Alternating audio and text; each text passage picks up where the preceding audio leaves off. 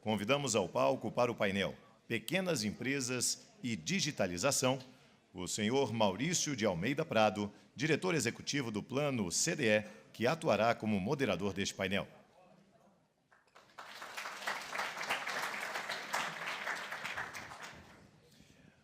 O diretor da ABF Intex, o senhor Bernardo Pascovitch.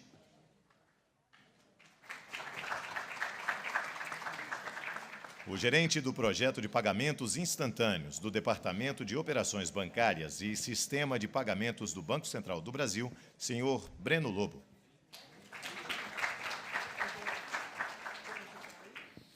E o coordenador do Núcleo e Novos Negócios Digitais de Finanças do Sebrae Nacional, Hugo Lumazini Paiva. Lembramos mais uma vez que haverá um espaço para perguntas ao final deste painel. Solicitamos a todos que as perguntas sejam feitas por escrito e entregues às recepcionistas posicionadas nos corredores deste auditório. Lembramos que a disponibilização das respostas será de acordo com o nosso tempo. Se tivermos tempo para serem respondidas em tempo hábil, será feita neste momento. Se não, será enviada posteriormente por e-mail. Imediatamente com a palavra, passamos a palavra ao senhor Maurício de Almeida Prado, moderador desta sessão. Obrigado. Boa tarde a todos. Esse painel vai discutir como que as fintechs podem ajudar a melhorar a inclusão financeira de pequenas empresas e MEIs.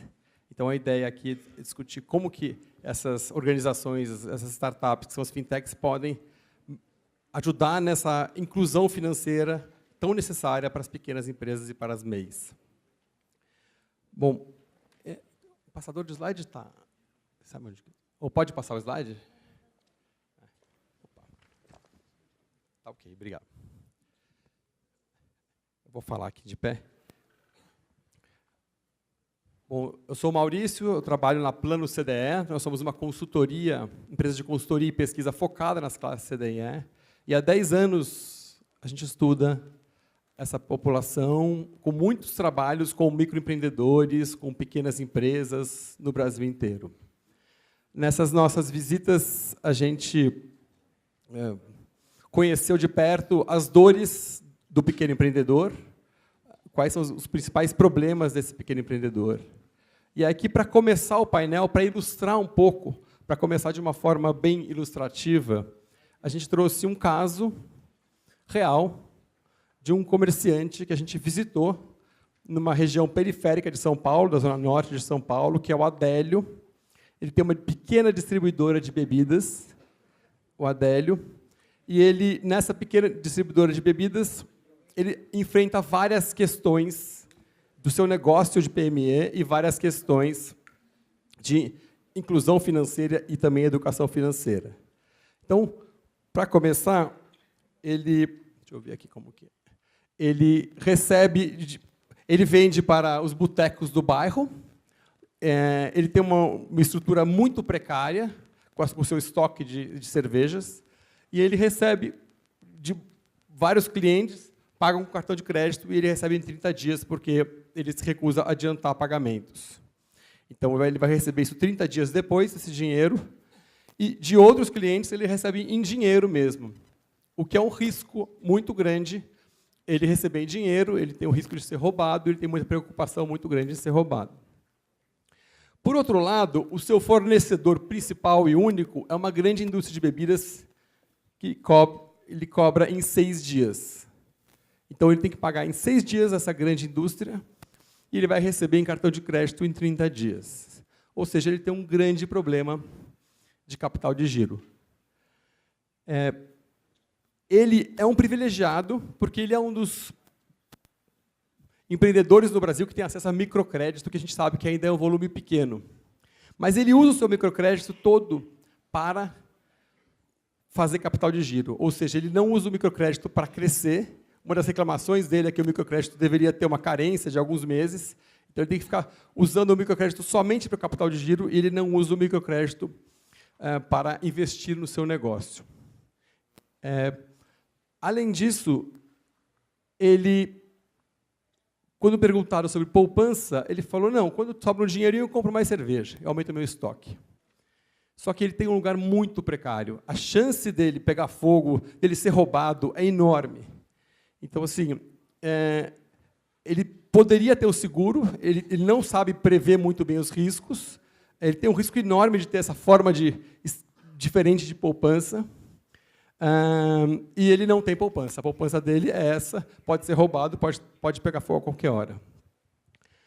O exemplo do Adélio mostra que eu tenho uma questão de falta de educação financeira, de gestão financeira do negócio, eu tenho uma questão de falta de conhecimento de gestão do negócio, mas eu também tenho uma questão de falta de produtos adequados para ele. Ele fica espremido em um monte de situações, ele é um comerciante de São Paulo, quer dizer, ele não está nem numa área rural, nem longe, e ele tem um monte de questões que atrapalham o seu dia a dia.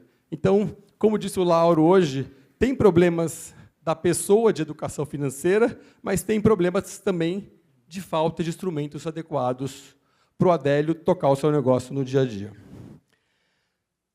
A gente fez recentemente uma tese de impacto e inclusão financeira. Vai ser lançada dia 26 de novembro, essa tese, pela Artemis. A Artemis é uma aceleradora de negócios de impacto.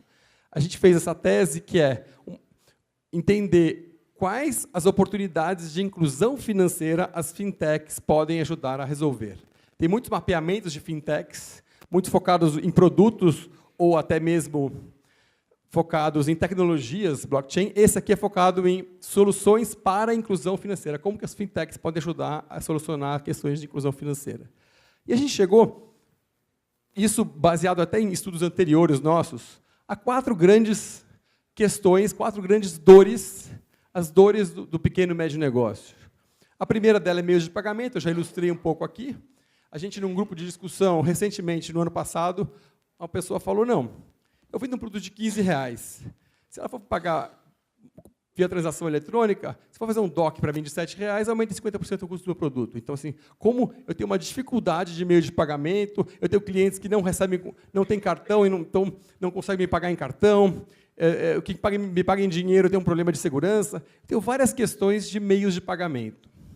O segundo ponto é a gestão do negócio. Então, a gente sempre pensa muito na gestão financeira, mas esse empreendedor também tem um problema de gestão do negócio. Tá? Além dele ter dificuldade de gerir fluxo de caixa, de pagar impostos, isso é muito, a gente tem ouvido muito isso com os MEIs, como que eu pago imposto. Ele também tem um problema de gestão do seu negócio. Ele tem dificuldade. Como que agora eu vendo pelo Facebook? Como que eu faço pelo WhatsApp? Como que eu busco cliente? Tem um monte de questões que não são só financeiras, são do negócio também, que as fintechs poderiam apoiar. O terceiro ponto é o mais óbvio, é o acesso a crédito.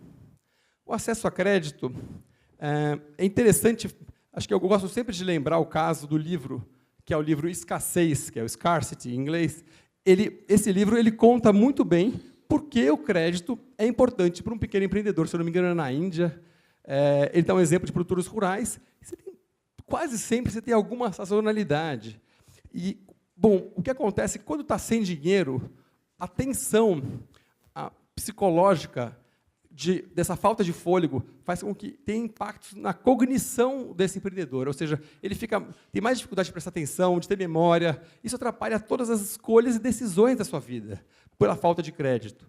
Então, assim, saíram recentemente alguns papers que questionavam o microcrédito. A questão muitos desses empreendedores não só precisam como crédito, mas como estão tomando crédito, mas talvez das formas não as melhores formas. Tem um estudo que foi lançado pelo Bacen no ano passado, no Fórum de Vitória, que foi liderado pela Mirena, que mostra que as pequenas e médias empresas estão pegando muito mais dinheiro no rotativo do cartão de crédito e no cheque especial do que pegando dinheiro via microcrédito. Ou seja, eles estão acessando o crédito de qualquer forma, fora os agiotas e os informais que não aparecem nos dados oficiais. Então, assim, eles já estão pegando crédito. Para finalizar sobre crédito, a gente fez alguns estudos para organizações sobre microcrédito. Ninguém compara a taxa. Se você me dá crédito, eu quero. É tão escasso, o problema é me dá ou não vai me dar? Não tem comparação, não tem concorrência, porque a pessoa a falta é tão grande que não existe comparação nenhuma. Então, existe uma questão de demanda não atendida para esse microcrédito. E o último ponto é a escala com fornecedor. Eles falaram muito para a gente em grupos de discussão também, que é, eu quero comprar melhor, eu tenho que voltar todo dia, porque eu não tenho dinheiro para comprar no atacarejo ou no atacado. Como que eu compro melhor desse fornecedor? Como que eu faço uma compra melhor? E aí, como eu compro mais barato, como eu compro mais em volume? Tem várias questões ligadas à compra. Quando a gente levantou esses 4 pontos, a gente ficou olhando, pensou, e a gente falou, mas espera aí, isso é praticamente o que a cooperativa faz para o cooperativado. Ela ajuda ele no meio de pagamento, de alguma forma, ajuda na gestão do negócio, ele dá acesso a crédito, e ele dá, de alguma forma, escala com fornecedores, muitas vezes. E é isso mesmo. Isso, de uma forma organizada, pode até ser óbvio para alguém que é do sistema cooperativista, mas isso não é óbvio para o empreendedor de startup, de fintech. Muitas vezes ele está olhando só para o crédito ou só para a gestão financeira, ele não está olhando para essas 4 soluções juntas. Então, a gente tem uma questão muito séria de empreendedores muito focados no produto, muito focados na tecnologia, mas não centrados no cliente.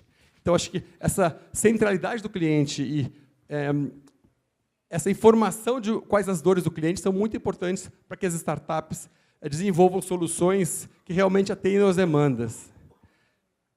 Bom, para finalizar, a gente tem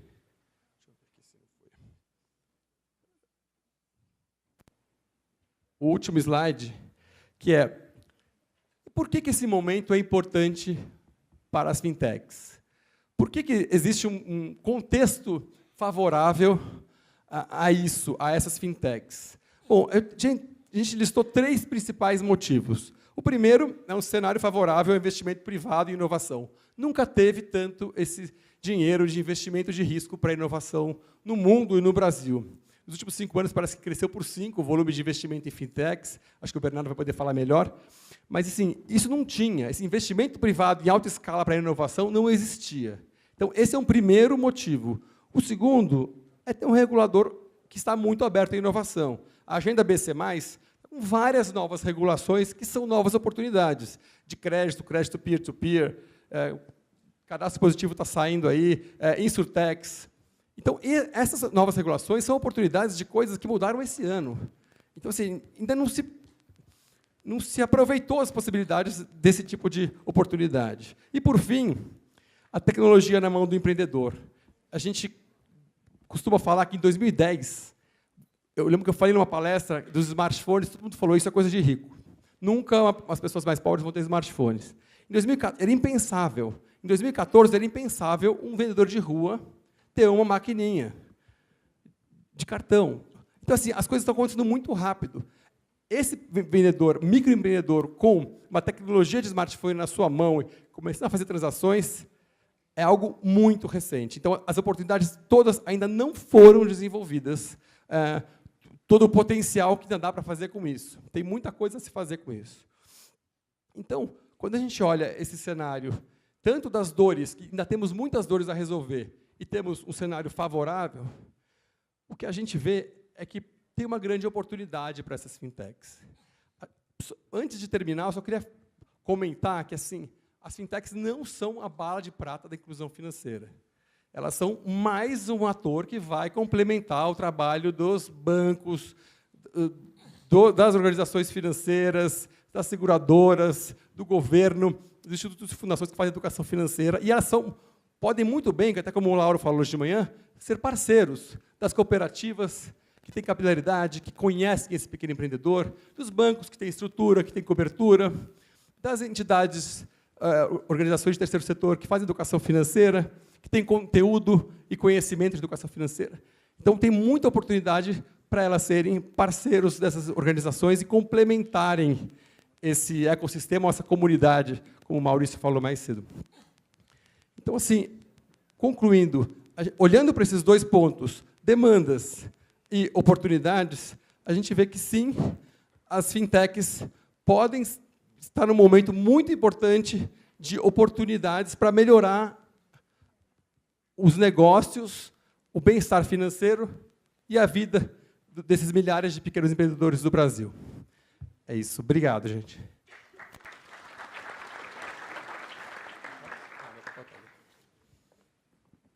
Agora eu vou chamar o primeiro painelista, que é o Breno Santana Lobo, ele é analista do Banco Central do Brasil, é mestre em Economia pela Universidade de Brasília, atua há 12 anos na área de sistemas de pagamento e atualmente ocupa o cargo de assessor sênior do Departamento de Operações Bancárias e de Sistema de Pagamentos. É o coordenador do grupo de trabalho sobre pagamentos instantâneos, em que participam mais de 100 instituições com o objetivo de construir o ecossistema de pagamentos instantâneo brasileiro. Por favor, Breno. Boa tarde a todos. Eu estou aqui justamente para falar sobre essa nossa nova solução que o Banco Central do Brasil está desenvolvendo, de implantar o ecossistema de pagamentos instantâneos aqui no Brasil. Essa nossa atuação nessa área vem muito das lacunas que o Maurício acabou de apresentar aqui, sobre os problemas reais que o Amélio tem no negócio dele na periferia de São Paulo, como as pessoas comuns têm em realizar os seus pagamentos no dia a dia. A gente já vem trabalhando na modernização dos pagamentos de varejo há alguns anos, como objetivo do Banco Central do Brasil, e agora a gente sentiu que é o momento adequado da gente dar um passo adicional, dado esse ambiente de tecnologia, dado esse ambiente que todas as pessoas, como o Maurício disse, possuem um smartphone, mesmo que você não tenha uma conta bancária, você tem um smartphone. Então, essa solução que a gente está desenvolvendo tem um potencial muito grande de incluir financeiramente pessoas que estão fora do sistema financeiro atualmente. Para começar, o que é o pagamento instantâneo? O pagamento instantâneo tem, basicamente, duas dimensões. A primeira dimensão é que existe uma transferência de uma conta, pode ser uma conta corrente, uma conta de poupança, uma conta de pagamento, para outra conta de qualquer outro banco, de qualquer instituição de pagamento, em poucos segundos. Então, eu tenho uma conta corrente normal num banco grande A e quero fazer uma transferência para outra pessoa ou para outro estabelecimento que tem uma conta de pagamento na instituição de pagamento bem pequenininha B, e esse dinheiro vai sair da minha conta para essa outra conta em menos de 1 minuto, em poucos segundos, já vai estar disponível para o beneficiário do pagamento fazer qualquer tipo de pagamento, fazer qualquer uso que ele tenha. Então, só nessa ideia você já vê como você tem um potencial ganho de gerenciamento do fluxo de caixa, principalmente quando a gente trata de micro, pequenos empresários e pequenas empresas. E a outra dimensão é a disponibilidade do sistema, que ele vai ficar disponível 24 horas por dia, 7 dias por semana, em todos os dias do ano. Então, no carnaval, na terça-feira de carnaval, o menino da latinha de cerveja vendendo a cerveja pode fazer um pagamento eletrônico, ele já pode pegar aquele dinheiro imediatamente e, no final do dia, já passar na feira, na quarta-feira de cinzas, e usar aquele dinheiro para comprar, sem precisar usar o dinheiro, sem precisar correr o risco. E aí a gente entra nas lacunas que o Maurício adiantou um pouco. Primeira lacuna, dinheiro. A gente tem um problema muito grande no Brasil de segurança, as pessoas estão sujeitas a roubo. Se a gente transforma essa forma de pagamento em meio eletrônico, você diminui a probabilidade de perder os recursos dele, em caso de roubo ou de qualquer outro acidente.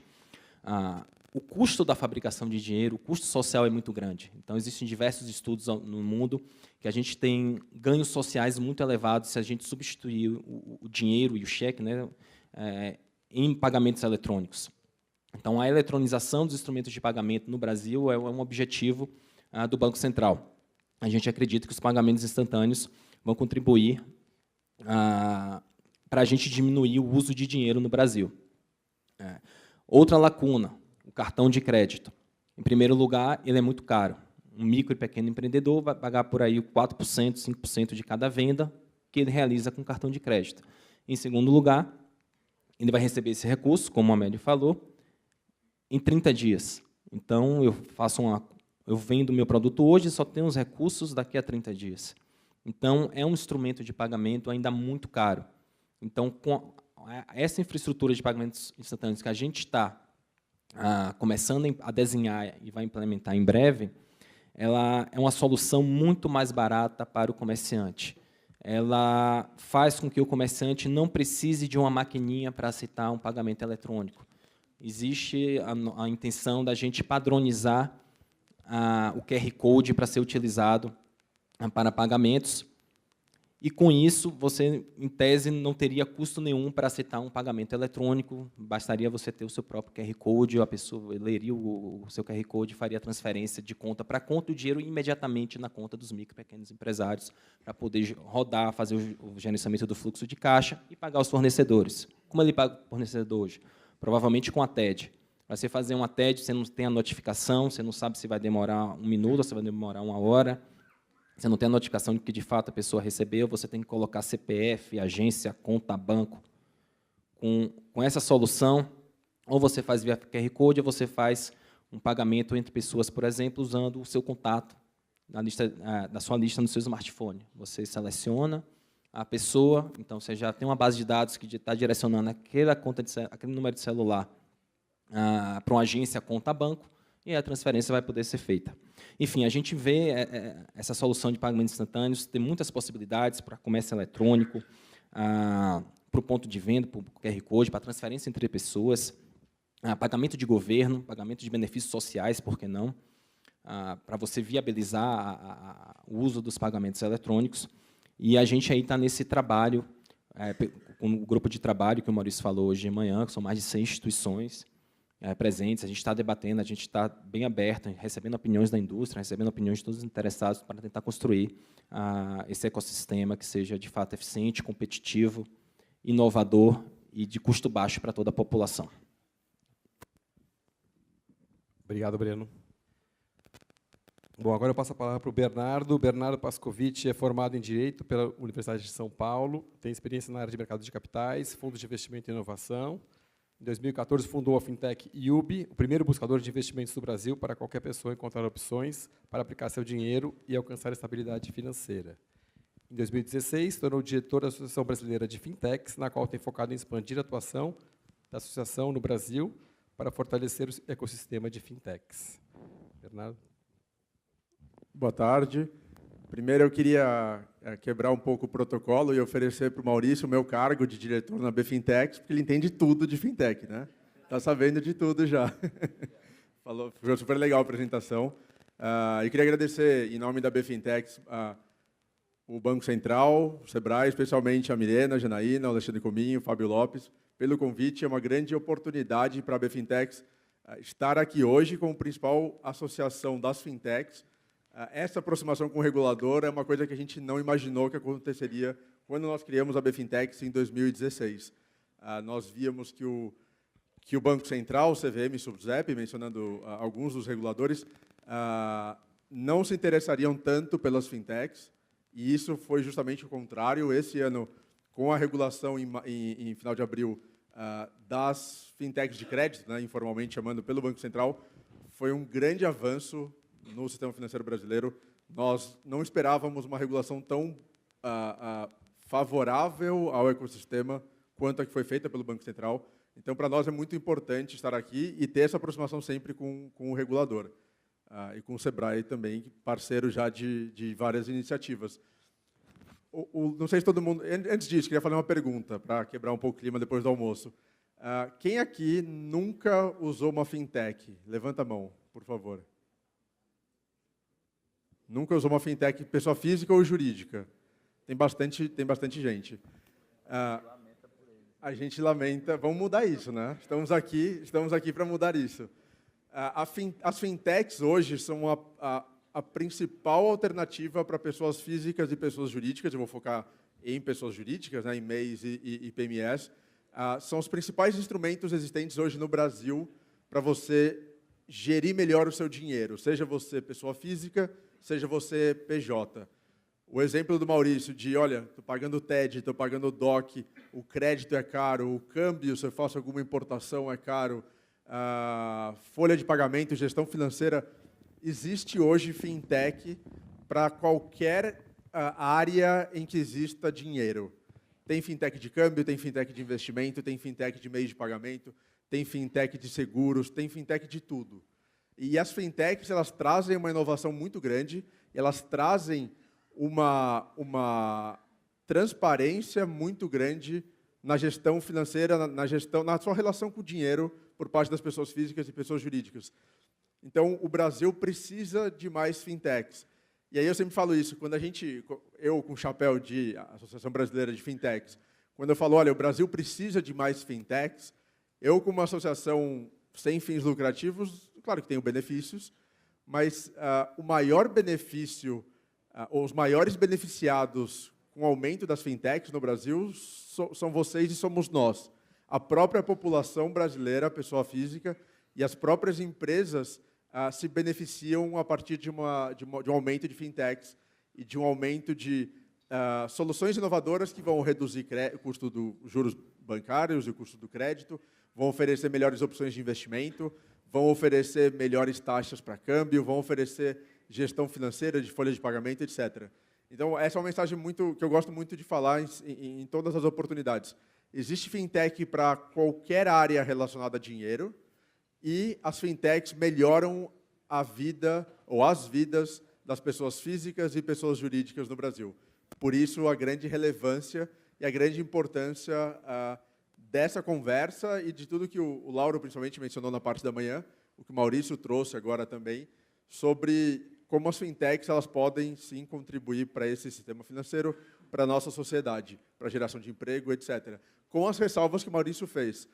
As fintechs elas têm que focar, as fintechs ou qualquer startup, precisa focar nas necessidades do cliente, né, ou nas necessidades dos usuários, nunca nas suas próprias visões, seus próprios entendimentos, entre aspas, do que é melhor. A gente precisa criar soluções necessárias e úteis para as pessoas físicas e jurídicas.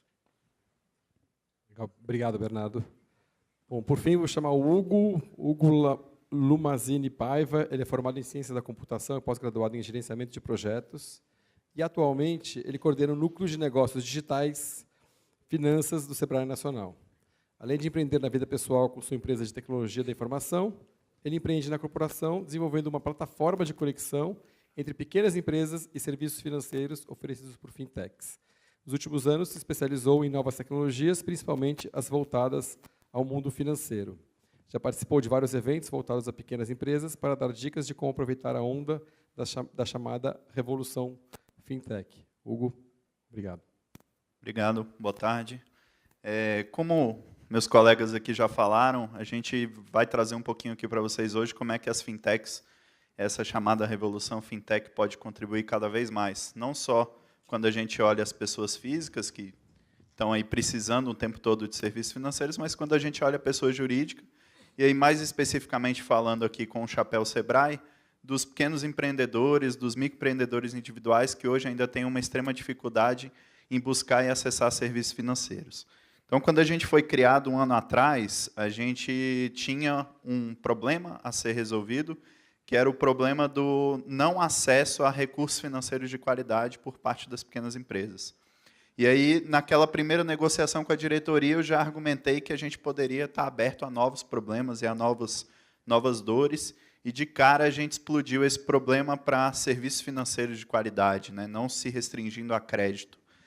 E nas nossas andanças, nós mapeamos aí 6 grandes dores do empreendedor, do pequeno empreendedor, quando o assunto é acesso a serviços financeiros, que são o medo, a desconfiança, a experiência ruim, a linguagem difícil, o fato de ser demorado e o fato de existirem muitas variáveis a se considerar quando ele precisa acessar um serviço financeiro. Então, naquele momento, a gente tomou a decisão, no nosso núcleo de novos negócios digitais, de atacar o problema da experiência ruim, tanto na busca quanto na contratação de serviços financeiros, e para isso a gente criou o Na Conta, que, como eles já falaram, é um hub de serviços financeiros, onde eu conecto, de um lado, o empreendedor que precisa de um serviço financeiro e não sabe onde buscar, ele não sabe o portfólio que está disponível e ele não sabe a melhor forma de acessar, com o outro lado, que são as instituições de serviços financeiros que estão prestando serviços para essas empresas e que, em muitos casos, especialmente nos casos das fintechs, apesar de existirem muitas, uma das maiores dificuldades que elas têm é exatamente atingir o mercado, é atingir o cliente para qual ela está aberta a propor uma solução. Então, o retrato que a gente tem aqui hoje de muitas pessoas que nunca acessaram um serviço de uma fintech é exatamente o retrato que a gente vê no mercado quando a gente olha para o pequeno empreendedor que também não conhece o serviço de fintechs ou, às vezes, não confia no trabalho de uma fintech. Então, Na Conta, ele faz essa conexão e contribui com a tomada de decisão desse empreendedor para saber se aquela fintech é ideal ou não para ele, ou se o banco, a instituição financeira é ideal ou não para ele. A gente tem alguns casos que a gente já, durante esse 1 ano aí no nosso desenvolvimento, a gente já tratou, então fizemos algumas experiências com clientes específicos e a gente tem casos de clientes, só para ilustrar um pouco aqui para o debate, de clientes que apenas trocando a sua conta bancária, fechando num banco tradicional, que cobra altas tarifas, que não oferece o serviço adequado para o cliente, e migrando para uma fintech que possui conta tradicional, 2025, não estamos nem falando de conta pagamento que tem custo reduzido, chega a economizar R$15.000 por ano, somente trocando a conta. Então, fazendo mais uma conexão com o que o Maurício mostrou ali do comerciante que tem dificuldades, que ele recebe o pagamento, demora 30 dias para receber da maquininha de cartão, tem que pagar o seu fornecedor em 6. Então, naquele caso especificamente, muito possivelmente, ele não tem conhecimento do portfólio de maquininhas que está disponível no mercado hoje, das fintechs que já estão atuando nisso, e provavelmente só com uma alteração de qual é a maquininha que ele tem, provavelmente ele pague a mesma taxa do que hoje ele recebe em 30 dias e recebe em 2, e consegue resolver esse gap aí de 6 dias para pagar o fornecedor e ainda fica com uma lacuna ali de 4 dias de um possível investimento numa outra fintech. Então, realmente, o nosso objetivo, e aí, se vocês quiserem conhecer um pouco mais, o nosso site é naconta.info, vai estar disponível agora até o final do ano. É uma solução do Sebrae que vem para contribuir com as pequenas empresas nesse acesso a serviços financeiros. Obrigado, Hugo. Bom, agora a gente vai para a segunda parte do nosso painel. Eu vou fazer algumas perguntas para os painelistas, e quem tiver perguntas pode trazer também as perguntas aqui para frente, né? Que está rodando aí, porque daí no final a gente vai fazer as perguntas de vocês. Bom, primeira pergunta para o Breno é como que os pagamentos instantâneos podem facilitar a questão de fluxo de caixa dos MEIs e pequenas empresas, Breno? Então, foi como eu falei na minha abertura. Com os pagamentos instantâneos, vai ser possível o descasamento, acabar com esse descasamento do recebimento dos recursos e do pagamento aos fornecedores. Apesar de existirem hoje soluções competitivas no próprio mercado de cartões, continua sendo extremamente caro para um micro e pequeno empreendedor receber um cartão de crédito. Que bom que hoje ele já pode receber um cartão de crédito, mas continua sendo muito caro. Então, uma solução mais barata, que você não tenha tantos custos de aceitação e continue recebendo os pagamentos eletrônicos, qualquer venda que você fizer, inclusive em fins de semana, em feriados, aquele dinheiro já está à disposição do micro e pequeno empreendedor para ele fazer os seus pagamentos, para ele investir o seu dinheiro, para ele para ter um melhor uso, uma melhor gestão do fluxo de caixa. Então, a gente espera facilitar a entrada e a saída de recursos, tudo de forma eletrônica, de forma segura e com custo muito mais baixo e de uma forma muito mais fácil do que hoje é feito via TED e via DOC, por exemplo. Então, esse é o nosso grande objetivo, que a gente espera que contribua na vida e na gestão dos negócios, principalmente dos micro e pequenos empreendedores. Legal, obrigado. E tem espaço para as fintechs nesse novo ecossistema? O que vocês estão imaginando? Como que as fintechs poderiam entrar nesse novo... Esse novo ecossistema é propício para a entrada de fintechs, porque o que a gente espera é a competição pelo usuário final. Então, quem vai ganhar o usuário final é quem conhecer as necessidades do usuário final. E aqui eu estou falando tanto de pagador quanto do recebedor. Então, do lado do pagador, das pessoas que efetuam os pagamentos, que somos nós, consumidores, você tem uma ampla gama de possibilidades de você desenvolver aplicativos, por exemplo, com um layout fácil, que consiga fazer a transferência de sua conta para a conta de qualquer outra pessoa, de qualquer outro estabelecimento. Inclusive, uma das formas de participação que a gente está imaginando no ecossistema é a figura do prestador de serviço de iniciação de pagamento, que é uma figura que começou a existir esse ano na Europa, já foi regulamentado, que a gente está tentando mimetizar aqui para o Brasil. Isso entra dentro do projeto de Open Banking, que o Banco Central, por meio do Departamento de Regulação, está conduzindo, que permitirá que esse iniciador de pagamento acesse a sua conta num banco tradicional, numa IP qualquer, e inicie o seu pagamento no seu nome.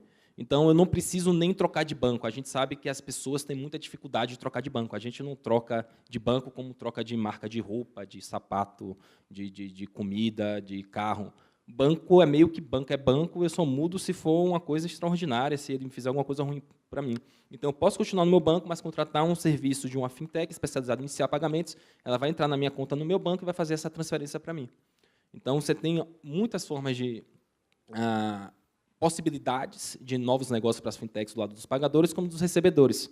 Quem receber os recursos vai precisar fazer a conciliação dos pagamentos, vai precisar receber os pagamentos, o fluxo, gestão de fluxo de caixa.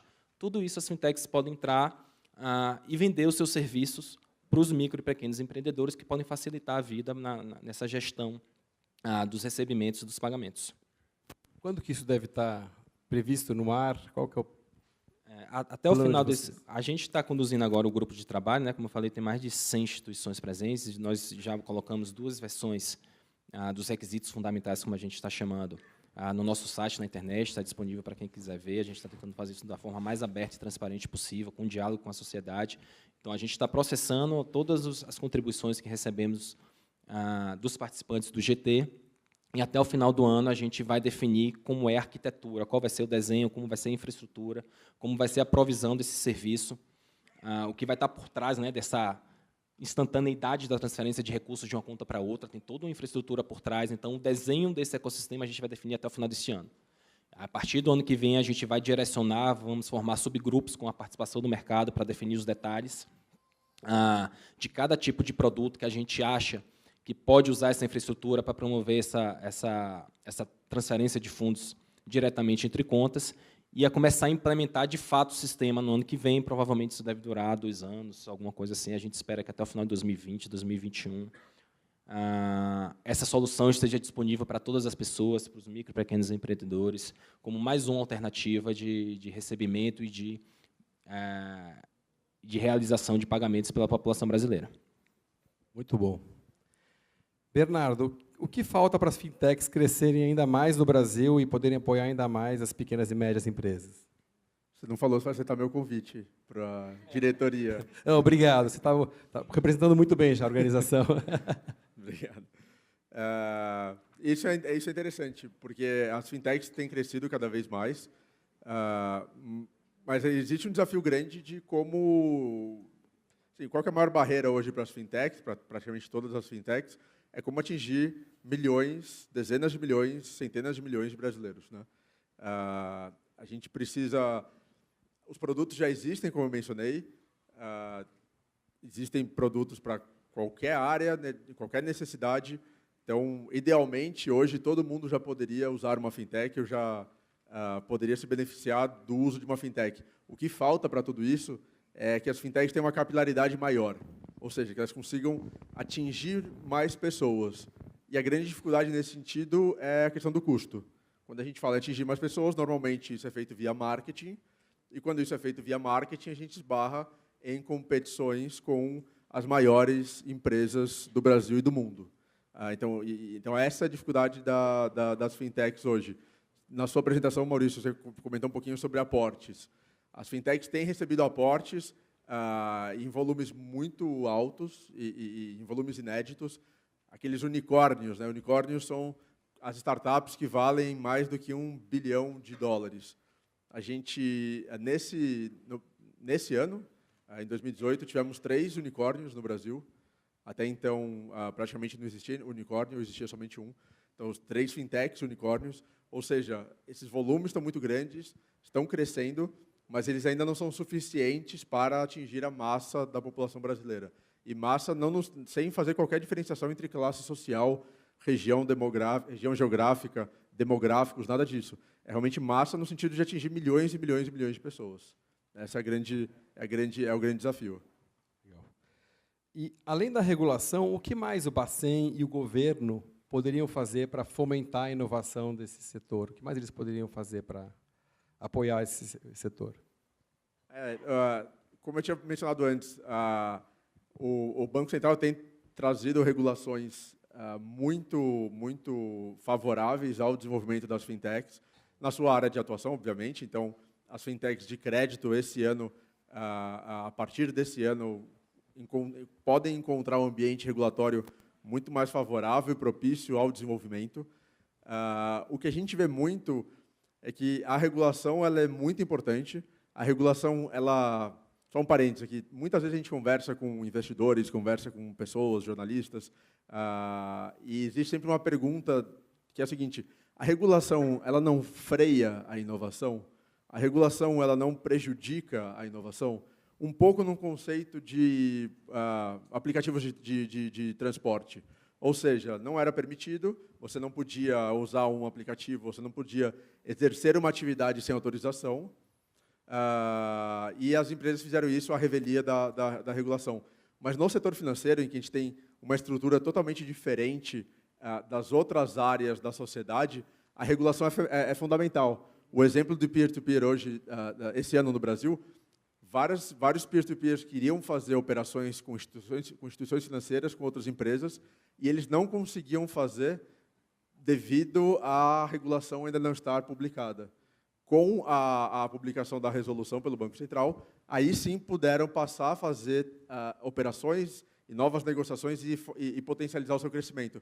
Então, no setor financeiro, a regulação é fundamental. Além da regulação, acho que poderiam haver mais programas de incentivo, mais linhas de crédito, incentivos até tributários. A gente fala muito isso na BFinTech.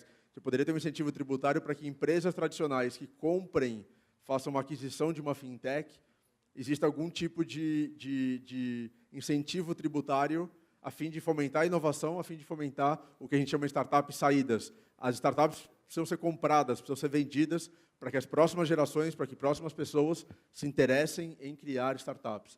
Então, tem algumas iniciativas que a gente tem conversado com o governo, com o Banco Central, com outros reguladores, a fim de fomentar esse mercado. Legal, muito bom. Hugo, você falou são 6, né? 6 medos, 6 dores dos pequenos empreendedores.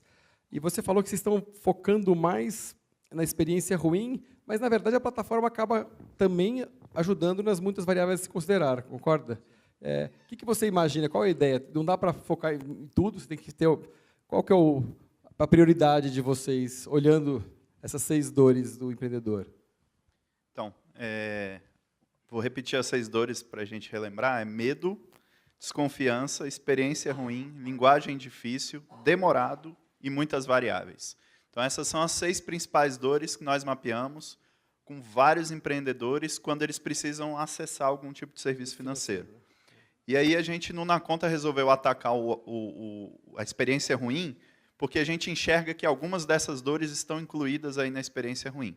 Porque o medo, por exemplo, o medo e a desconfiança eles estão muito ligados ao fato de não saber exatamente se aquela decisão é a correta, se aquela é a melhor decisão para o momento, se aquela instituição financeira ou aquela fintech realmente é adequada para mim ou não.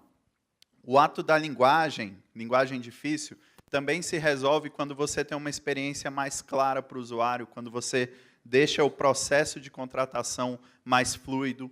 As muitas variáveis a se considerar, que são as letrinhas pequenas, os asteriscos que muitas vezes estão presentes nos contratos, a gente deixa isso de forma muito mais clara para o cliente. A gente, como sendo o Sebrae, a gente tem, por obrigação, auxiliar o empreendedor. Então, a gente tem, por exemplo, dentro dos nossos roadmaps, aí, o fluxo de contratação de uma nova maquininha, por exemplo. Então, nesse fluxo, a gente tenta elucidar para o empresário se ele realmente está fazendo uma boa escolha no ato da antecipação ou não.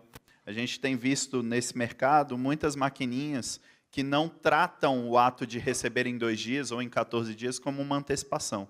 Eles tratam simplesmente como você quer receber em quantos dias. Olha, se colocando no lugar do empreendedor, obviamente eu quero receber hoje. Se o mais perto de hoje são 2 dias, eu quero receber em 2 dias.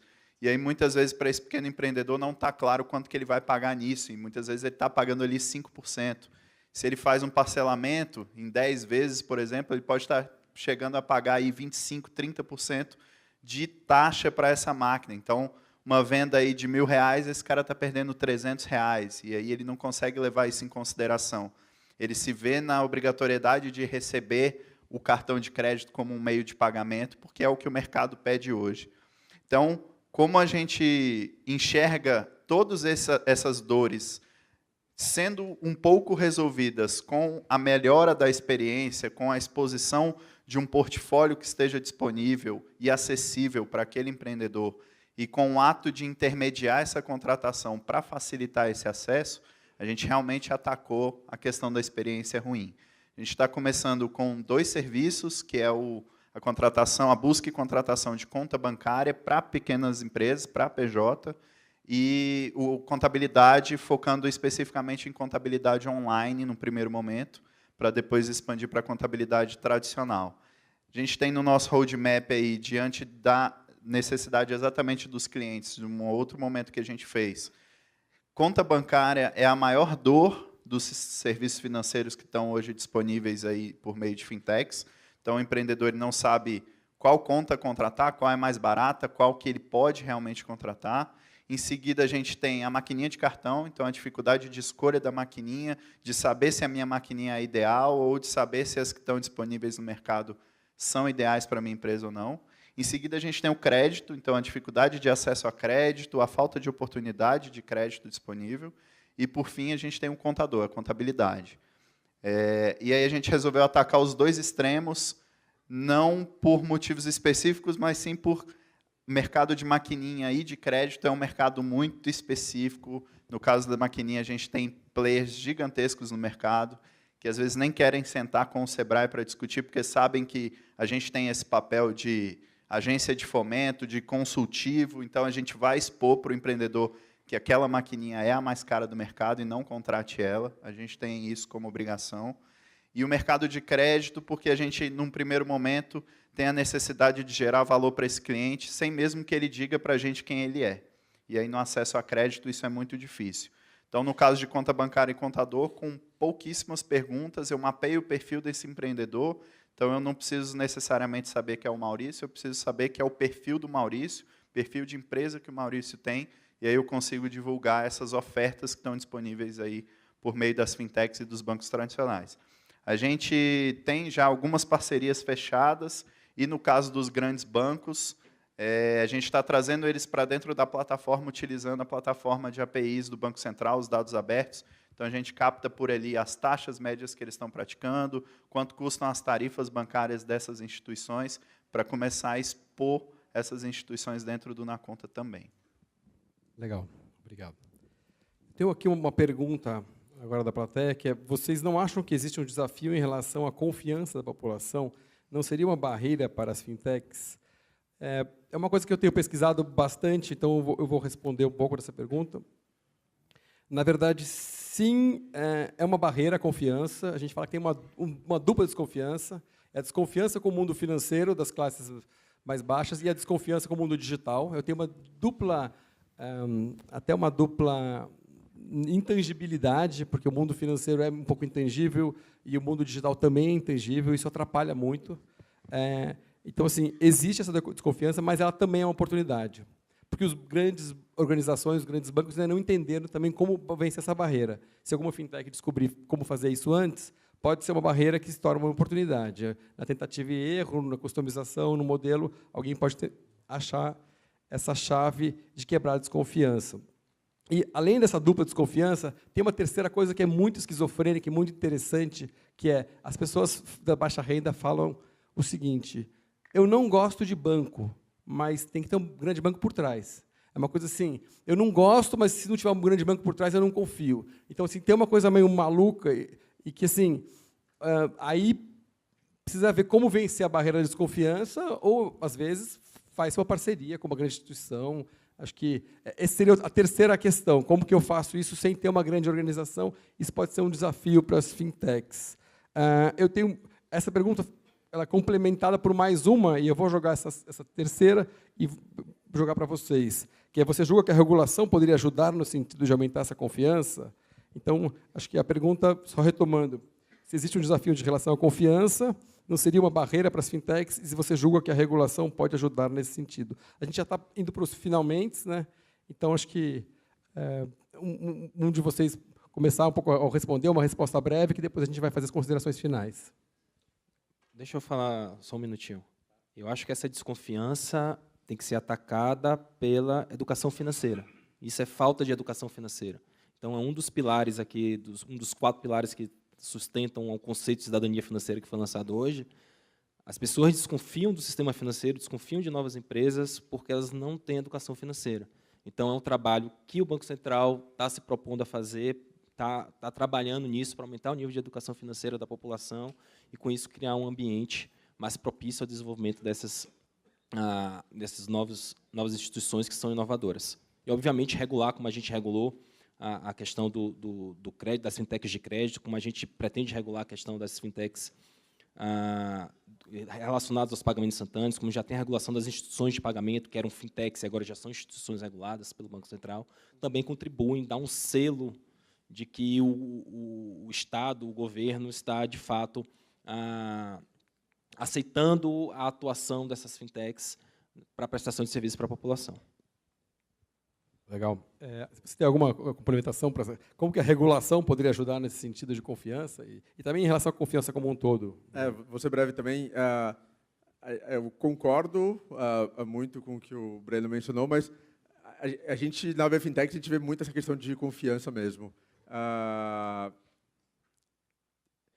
E não é só uma particularidade só das fintechs. Quando você pega instituições menores do que as maiores instituições do Brasil, essa desconfiança também existe. Então, eu vejo isso muito na minha fintech de investimentos diariamente. O que a gente costuma falar do lado da BFintechs é o mesmo Banco Central que regula os maiores bancos do Brasil é o Banco Central que regula os peer-to-peer.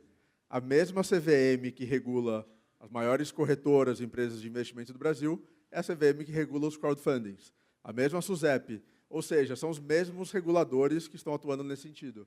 Então, sim, acho que a regulação ela pode contribuir e tem contribuído muito para essa questão. Mas, dito isso, existe uma grande questão de educação financeira e eu adicionaria uma questão cultural do brasileiro também. Uma desconfiança com relação ao novo, um receio com relação a tecnologias. E isso remonta também a outras questões, a questão da poupança em décadas anteriores, crises inflacionárias. Então, o brasileiro tem uma desconfiança e tem uma preocupação grande com qualquer assunto relacionado a dinheiro. Muitas vezes por experiências negativas passadas que ele teve com o sistema financeiro. O brasileiro ele tem uma necessidade, principalmente se falando de dinheiro, né? Se der um problema muito grande, em que porta que eu bato e o meu dinheiro está lá dentro? Então, ainda é uma questão muito cultural e de educação financeira, realmente, porque o empreendedor e a pessoa física em si, ela tem que saber, por exemplo, que no Banco do Brasil, que é gigantesco, se der um problema gigante, ele vai fechar a porta, porque ele não tem o recurso de todo mundo ali. O dinheiro hoje é virtual, né? Completamente virtual, ele não está ali dentro daquela caixa, dentro daquele cofre. E é engraçado isso, porque quando a gente coloca o Sebrae no meio do caminho, o empreendedor tem um pouco mais de confiança, porque ele enxerga no Sebrae essa caixa, cofre, que vai ter o problema dele resolvido ali quando o assunto de dinheiro apertar. Então, a gente, com Na Conta, traz um pouquinho dessa questão de confiança e aí tenta atacar também mostrando os benefícios, né? Então, olha, você pode confiar aqui, inclusive, porque é um custo muito menor. Se você tem medo de dar um problema, a sua perda aqui é muito menor. Então, a gente ataca dessas formas aí. Legal. Hugo, considerações finais? Tem alguma coisa para colocar? Eu acho que a gente tem muito que avançar ainda. A gente está falando de um mercado brasileiro aí já passamos das 400 fintechs. E aí, quando a gente olha, por exemplo, para a plateia aqui, muita gente nunca acessou um serviço de uma fintech. Então, primeiro passo aqui, eu convido vocês a conhecerem fintechs. Aí, a gente tem algumas famosíssimas no Brasil. Conheçam o serviço, utilizem. Não precisa, num primeiro momento, abrir mão do tradicional, abrir mão de um banco, abrir mão de uma operadora de cartão de crédito, por exemplo, que você já utilize, mas comece a acessar esses novos serviços, né? O mercado está mudando, o país está mudando, a gente tem seguido um pouquinho do que outros países já estão fazendo, trazendo um pouquinho do digital, trazendo um pouquinho da tecnologia. Eu, por exemplo, acesso serviços de mais de 6 ou 7 fintechs, aqui eu estava tentando lembrar, olhei no celular que aplicativos que estão aí, e realmente, por gostar de tecnologia e por ter um sonho de que esse mercado possa ser um pouco mais competitivo. A gente tem aí os 5 grandes bancos com mais de 80% do mercado. Então, realmente, as fintechs elas estão aí. A gente precisa que as pessoas utilizem para que gere mais confiança. A gente sabe que quanto mais gente utilizando, mais confiança vem, mais crescimento tem para essas empresas que estão surgindo no mercado. e a gente consegue dar uma chacoalhada no mercado brasileiro que está muito concentrado ainda. Não só bancos, mas seguros, peer-to-peer, por aí vai, crédito. Bernardo? Complementando o que o Hugo mencionou, as fintechs fazem parte de um movimento sem volta. Então, o caminho é só aumentar a utilização, aumentar a penetração no mercado. E tem um gráfico super interessante de bancos americanos, em que, no passado, um banco ou 5 bancos controlavam, lá o mercado é muito diferente, mas o gráfico é um pouco mais simplificado. Os 5 bancos atuavam em todas as áreas. Então, você usava o mesmo banco para seguro, para câmbio, para investimento, para crédito, etc. Agora, o que está acontecendo? Você não usa mais uma instituição. Você usa uma instituição de acordo com cada área específica. Então, você tem uma fintech para investimento, uma fintech para câmbio, uma fintech para crédito, uma fintech para gestão financeira, etc. É um movimento sem volta, e quanto antes nós comunicarmos isso para a sociedade, antes as empresas e pessoas físicas vão se beneficiar e cuidar melhor do seu dinheiro. E é um movimento sem volta, seja pelo mercado, seja até pelos reguladores e pelo próprio governo federal. A gente viu nessa eleição candidatos mencionando a importância das fintechs. O presidente eleito e sua equipe já mencionaram mais de uma vez, depois da eleição, a importância das fintechs. A presidência atual do Banco Central já mencionou muitas vezes, e está na agenda, essa questão de redução de spread bancário e competitividade por meio de inovações, por meio de novas tecnologias. Então, movimento sem volta. É importante que a gente leve isso para a sociedade. Obrigado. Breno? Então, como o Bernardo acabou de falar, essa é uma preocupação que está na agenda BC+, de você fomentar a competição no sistema financeiro nacional, seja para reduzir o custo do crédito na área de crédito, como na nossa área de pagamentos, a gente melhorar os serviços para a população com preços mais acessíveis para serviços de pagamento. Então, esse nosso projeto de pagamentos instantâneos está inserido justamente nesse contexto, de trazer mais competição, e aí entram as fintechs, que são os atores que vão trazer competição para o mercado, concorrendo com os bancos tradicionais, com os atores que já estão aí, com outras formas outros instrumentos de pagamento, com esse objetivo final, trazer mais competição para o mercado, para melhorar a qualidade dos serviços a preços mais baratos, tanto para a população, consumidores, como aqui no painel, né, focado nas micro e pequenas empresas. Esse é o nosso grande objetivo de colaborar nesse grande objetivo. Muito obrigado. Maurício, só deixar uma última provocação aqui. Se a gente lembrar de 2010, 2011, quando a gente chegava no estabelecimento comercial, primeiro que pouca gente tinha cartão de crédito. E se a gente chegasse no estabelecimento comercial, você tem o Visa. O meio de pagamento ali teria que ser numa maquininha específica. Eu tenho Master, é uma outra máquina. E aí o empreendedor tinha que ter 2 máquinas para poder atender seus clientes. Hoje isso não é mais imaginável. Todo mundo tem cartão de crédito, todo mundo chega num estabelecimento comercial e o cartão de crédito é aceito, independente da bandeira, independente do banco, independente de qualquer coisa. Então, a gente está falando aí de 8 anos. A tendência é que isso se acelere cada vez mais. A gente não vai demorar 8 anos para que as fintechs, aí, essas mais de 400, estejam realmente estabelecidas no mercado e provocando uma transformação. Então, vamos se atentar a isso e vamos começar a utilizar esses serviços exatamente para que esse tempo seja diminuído. Minha perspectiva é que até 2020 a gente já esteja aí com um número muito maior e com esse mercado mais chacoalhado, mais agitado por essa concorrência que está surgindo. Bom, só para finalizar, eu queria voltar ao assunto da confiança, acho que ele é chave. A gente fez alguns estudos sobre isso, a gente vê que tem algumas estratégias, tanto o boca a boca, o jovem da família que começa a usar, e todo mundo começa a ver que funciona, e esse boca a boca está passando, ele está viralizando nas classes mais baixas de uma forma rápida, e assim como outras formas, a gente fez uma pesquisa para um aplicativo que tinha que botar senha, e aí a pessoa vai lá, ela olha o aplicativo, as avaliações, ela olha artigos. Tem algumas maneiras de você criar confiança, de você gerar confiança, e as pessoas já estão aprendendo essas maneiras. Então, assim, essa barreira está sendo vencida, e acho que é o pulo do gato. Quem vencer essa barreira da confiança, primeiro vai ser quem vai conquistar essa grande massa de classe CDE, que é 2/3 da população brasileira. E, assim, minha visão é que esse é um ecossistema que está na infância ainda, que está começando, por tudo que eu falei, regulações são novas, a tecnologia de smartphone na mão das classes mais baixas dos empreendedores é muito recente, as oportunidades estão começando a ser aproveitadas. Eu queria agradecer muito aos panelistas e a todos que estão aqui presentes. Muito obrigado.